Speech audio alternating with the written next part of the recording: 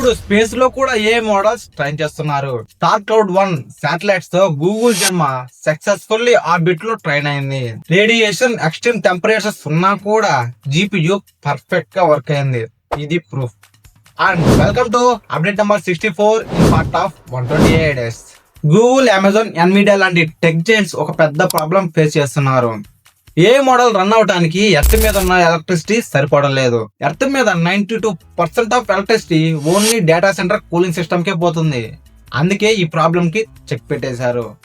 ఏ model space లో train చేద్దామని fix అయ్యారు. అక్కడ జస్ట్ 8% ఆఫ్ ఎలక్ట్రిసిటీ మాత్రమే కన్జ్యూమ్ చేసుకుంటుంది డేటా సెంటర్ కూలింగ్ కి.